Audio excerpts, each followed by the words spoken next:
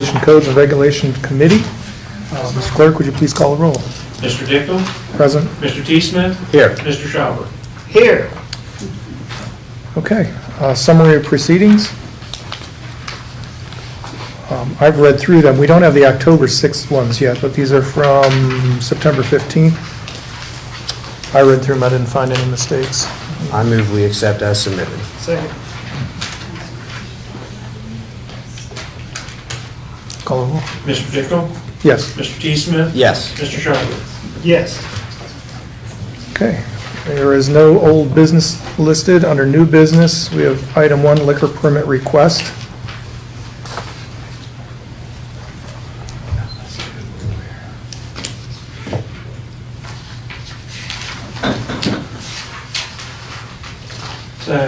Permit for a new C2 liquor permit for the Busy Bee Operations LLC at 301 South Main Street.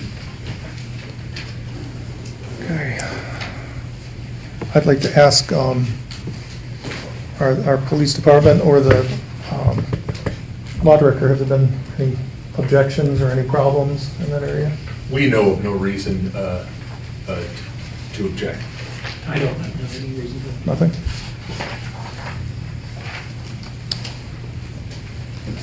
I thought, if I may? Okay, so a little while back when we did a few of these, I thought we were running low on C2 permits. I mean, I would be under the impression that the state would have not taken this into consideration if we didn't have any, but does anybody know the answer to that? Do we need to reach out to them directly and find that out? Or does it matter? They'll figure it out? So this is an opportunity that if there are issues with an establishment, it gives us a chance to review based upon what we are allowed to object about. And it's relatively limited as far as what objections we can bring. But in regards to the numbers, we've never historically been involved with counting permits or trying to decide whether too many or too few. So that's left up to the Department of Commerce. Understood, thank you. Mr. Chairman?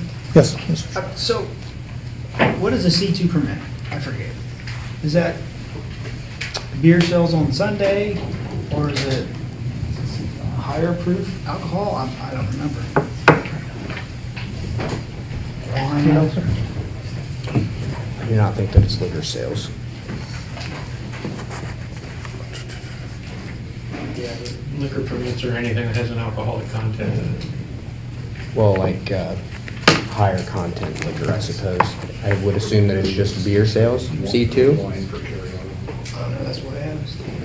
Do we know what a C2 permit is? So a quick Google search just indicated it's related to wine carryout only. But you should never assume. I'm assuming they're enhancing an existing permit to allow for wine sales. Because I do believe they do sell beer, right, if I'm not mistaken. Or they wanted to at the beginning of their operation. Certified on something. It's the little convenience store in the corner across from the Right. soon-to-be fire department. Is there anybody here representing Busy Bee?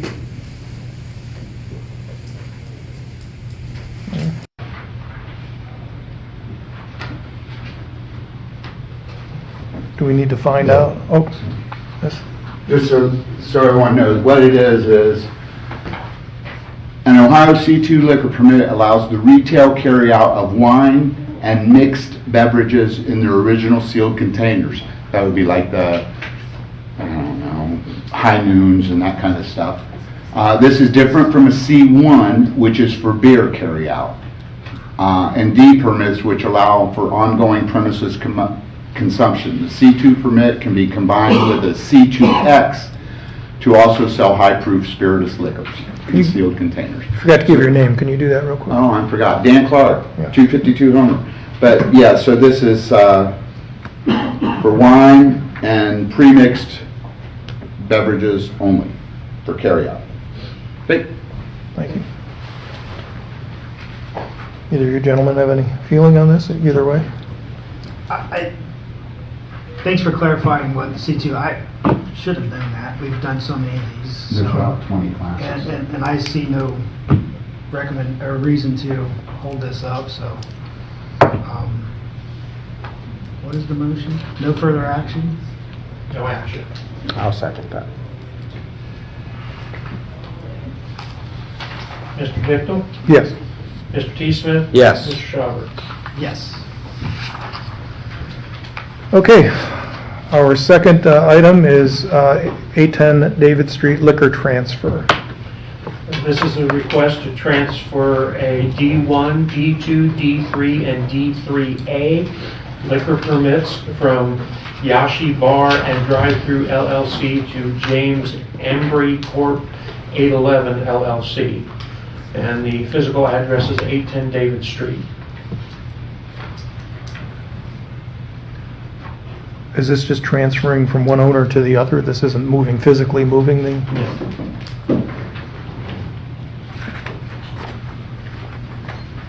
Again, I'll ask the, Ask the fire chief. oh, is that about the, Do the police and fire have any objections? yeah, police or fire have any objections to this? or- I know of no reason to object. Okay. Nothing? Same for the fire department. All right. I mean, we take no action. I'll second.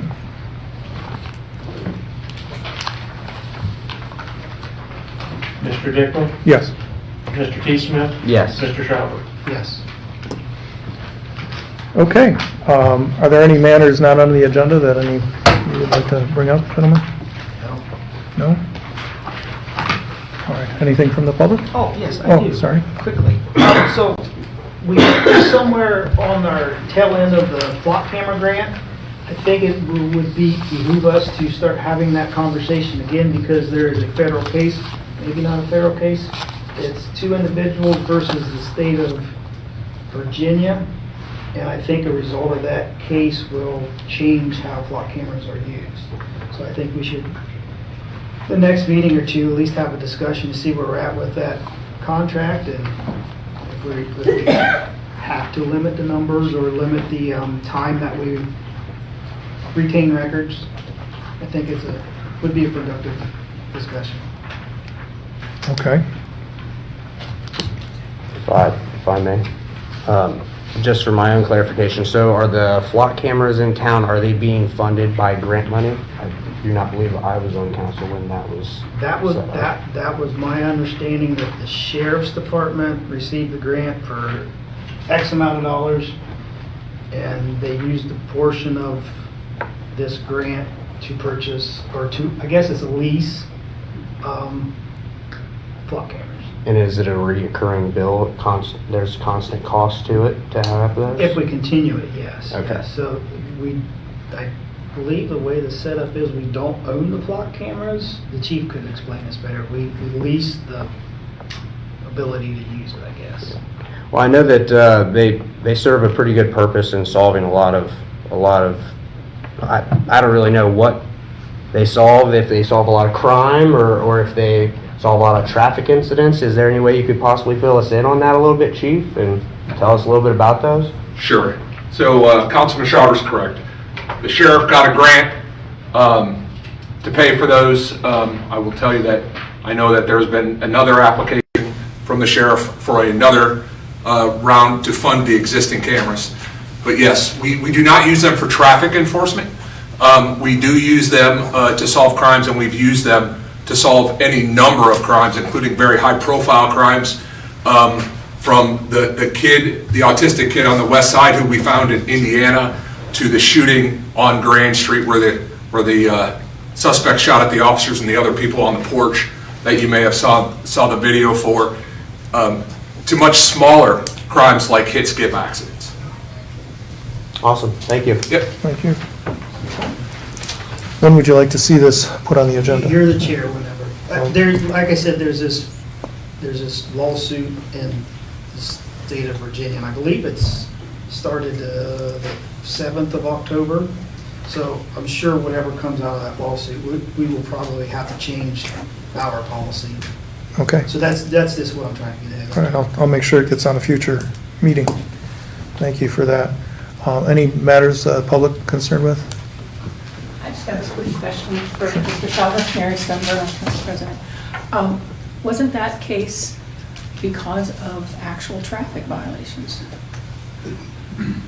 Which wouldn't affect us, right? Because we don't use them? No, the case that is before a judge now is specific to the retention, how long the records are held. Oh, okay. These two individuals are saying that they've been tracked, and the amount of time that they've been tracked through these cameras, and the length of time that they, Flock, or the departments retain this information.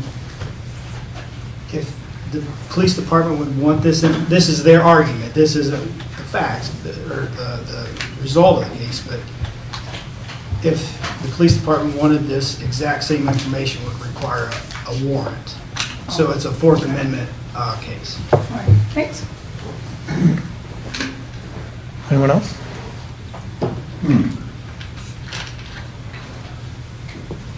Okay, 6:41. Thank you. Somebody was using illegally in Virginia, that's what it is. It's happened 526 times in 4 months.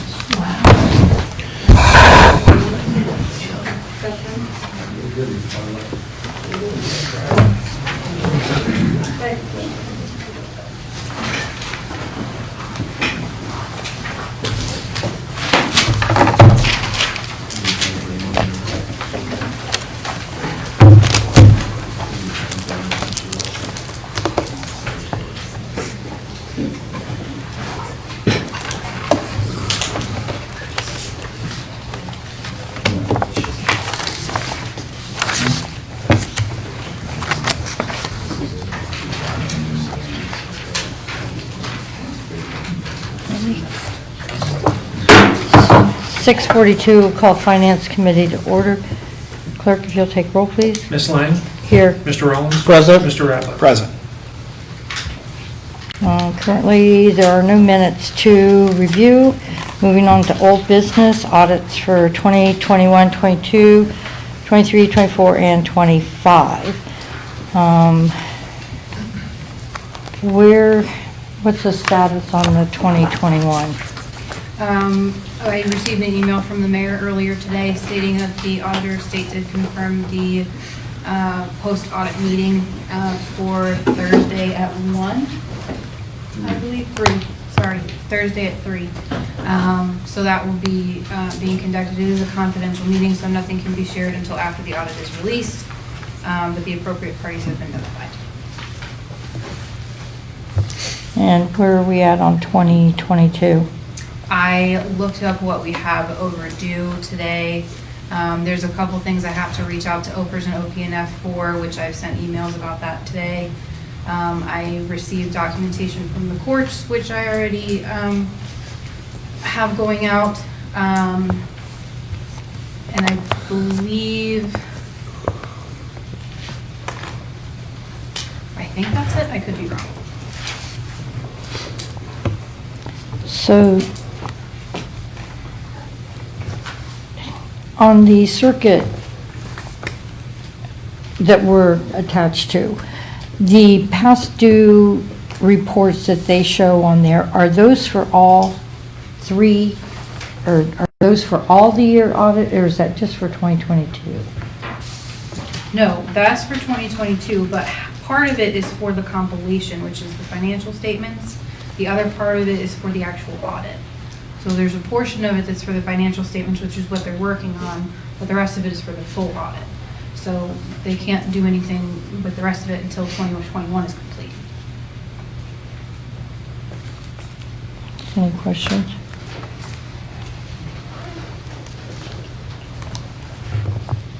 Okay, moving on to item number 2, penalties and appeals. Any updates on that, please? No, I don't have any updates at this time.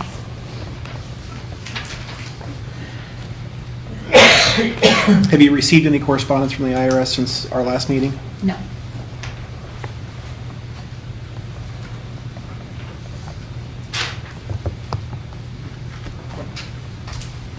Moving on to item number 3.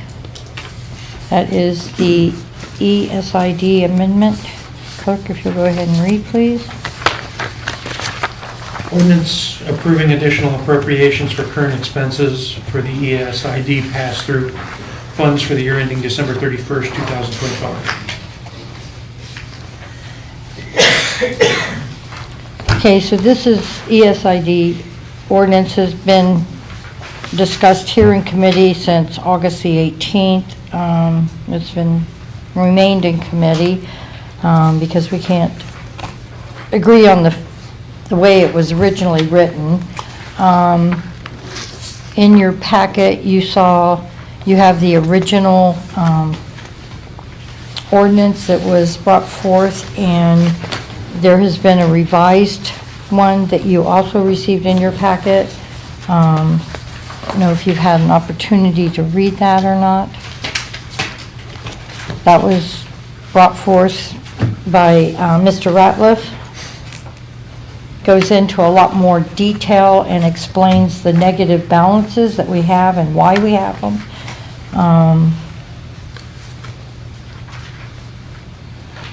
Goes into a lot more detail. The details that we've been asking for all along as to why there was a negative balance, why it was paid without authorization from council. There was no money there to pay it, and why it was paid late. That's why that I proposed it to the committee. I think from the information that we got from the last committee, that it is clear this is not just an appropriation ordinance. This is a cleanup ordinance for money that has been spent that was not appropriated, and that's why I proposed my amended ordinance to the committee.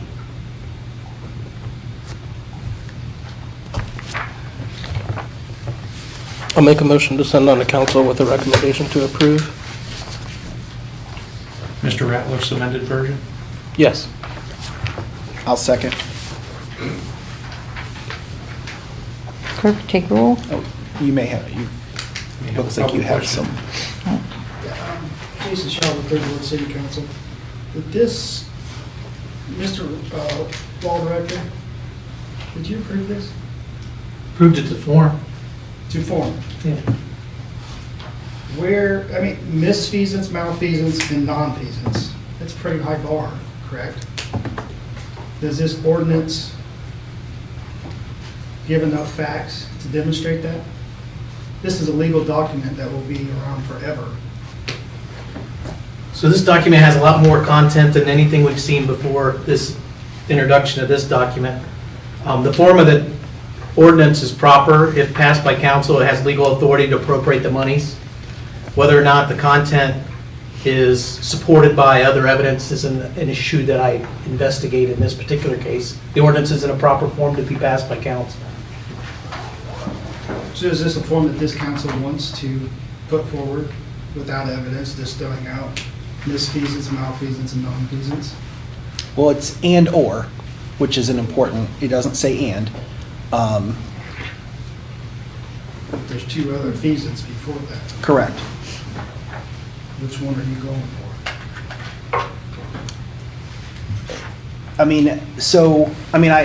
I don't know what... Can we agree that our ordinance should have facts in them? Well, I don't know what you think in here is not factual, and I don't know how you want it better described.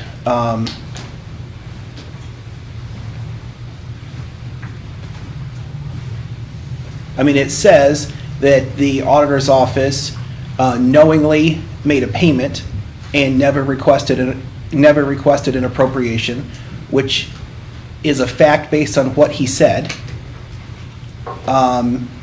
It says that, and he knowingly did that, and I don't think that's even a question that that's an act of bad faith to spend $58,000 of taxpayer dollars with no appropriation there to do it, and to take a line item negative $58,000 that you don't have authority to pay. So I don't know what more fact that you're looking for than it's stating that the auditor's office made a payment knowing they were not allowed to make the payment. Is your argument enough to prove misfeasance, malfeasance, and/or nonfeasance? Because that would immediately remove.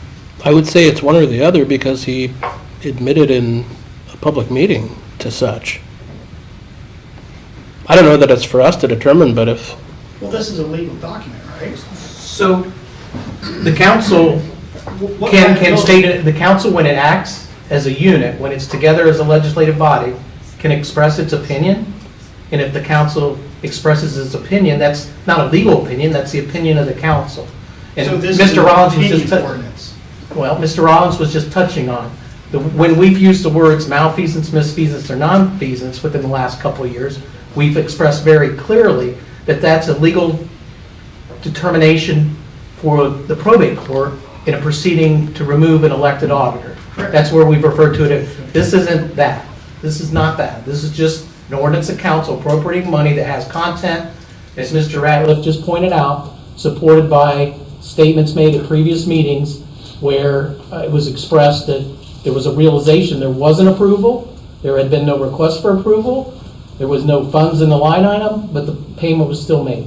That's for everybody to determine for themselves whether they believe that's misfeasance, malfeasance, or nonfeasance. Ultimately, an issue, as Mr. Rollins was just touching on, that would be for a jury in the probate court upon the removal proceedings of an elected auditor. So in 10, 15, 20, 100 years down the road, they read this, whoever reads this, will see that this council accused an auditor or deputy auditor, I don't know who the he is, of misfeasance, malfeasance, and/or nonfeasance. That's where we're going with this? I mean, honestly, to me, it's not an accusation. I Exactly. mean, He admitted it's it. exactly what he said that he did. Okay, that's fine.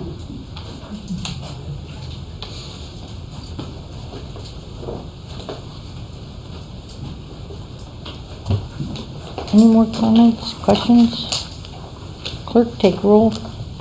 Ms. Lang? Yes. Mr. Rollins? Yes. Mr. Ratliff? Yes. This was a motion to approve? yes. Yes.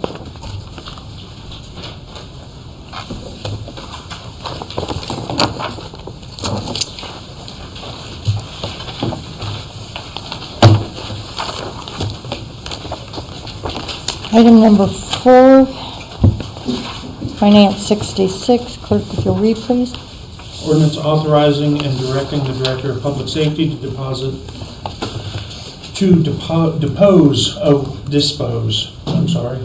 dispose of one vehicle previously utilized by the Parks Department / High Grass and declaring it is no longer necessary for any public purpose and declaring an emergency.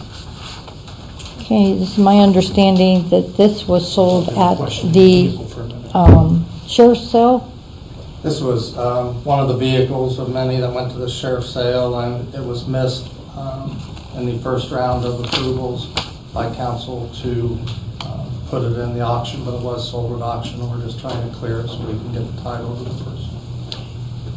It's my understanding it was sold with the caveat that if this was not passed, it was not sold. That's correct. Right.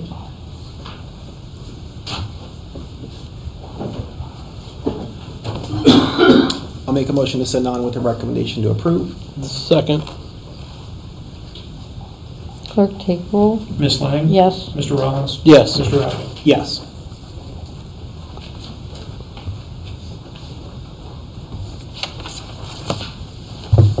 Moving on to item number 5, Finance 67. Clerk, if you'll read, please. Ordinance to establish a Transportation Alternatives Program TAP grant through the State of Ohio's Department of Transportation and authorize the Service Director to apply for Transportation Alternatives Program funds and administer the grant and declaring an emergency. Okay, this was brought by Zoe. Zoe is under the weather right now, so Okay. I'm covering for her. This is for the TAP grant, which you may remember we did win this year, but we're applying for it for next year. This would be for the Barks Road Path Project. It goes from 739, no, 521 all the way, or 529, sorry, 529 to Lake Boulevard.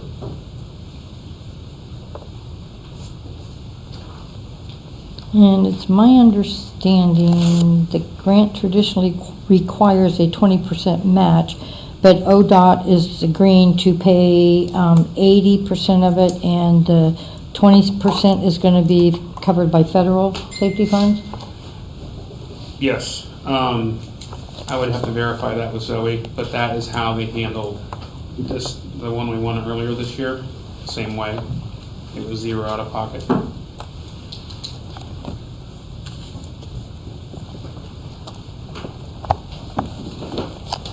Wishes of committee? We'll make a motion to send to council with a recommendation to approve. I will second. Do you know what the deadline for this grant application is, or? I do not know I know it just now got released.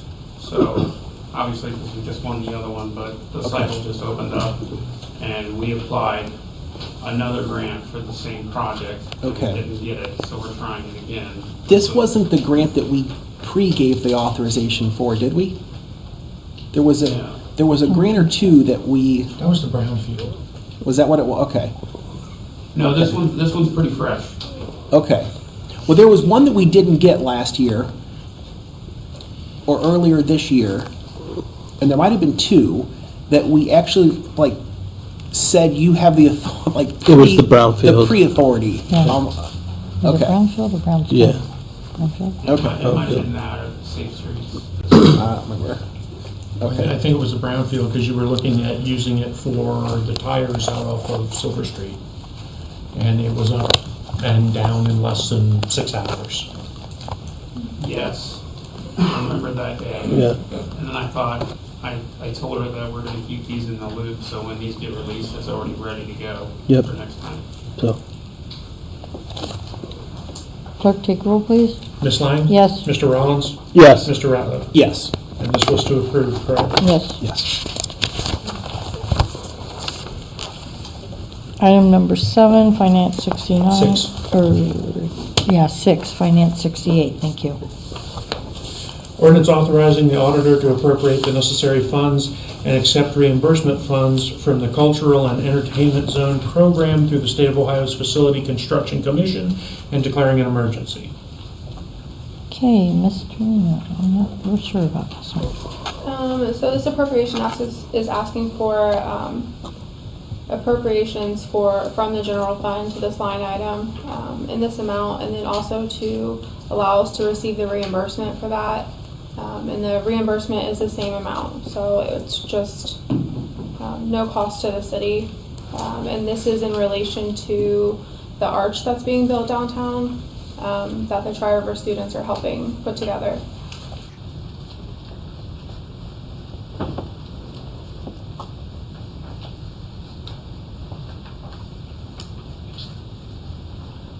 Motion to send out to council with a recommendation to approve. Second.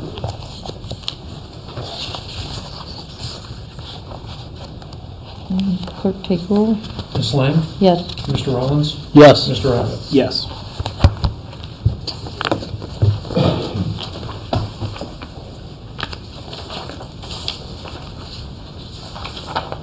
Okay, item number 7, Finance 69. Ordinance authorizing the auditor to make an appropriation to the Barks Road TIP Fund. Okay, Mr. Reno. Madam Chairperson? Yes. As the first paragraph concludes, this is related to litigation involving the Barks Road TIF. I would ask if the committee has questions that I have an opportunity to answer those questions in executive session, because it is related to imminent and threatened litigation regarding the city's interest in a property in which we hold a mortgage, and the developer has an obligation to perform certain things that have not been done. So if you have questions that are generic, I'd be happy to answer them, but if you'd like details, I'd be happy to share them, but only in executive session since it has to do with imminent threatened court litigation. I did have a lot of detailed questions. So, with that being said, we need to go into executive now? Well, should we send this to council and allow everyone on council the opportunity for executive session? I would hope that we allow council members to remain this evening. Are they all here? Everyone but Mr. Prater. Okay.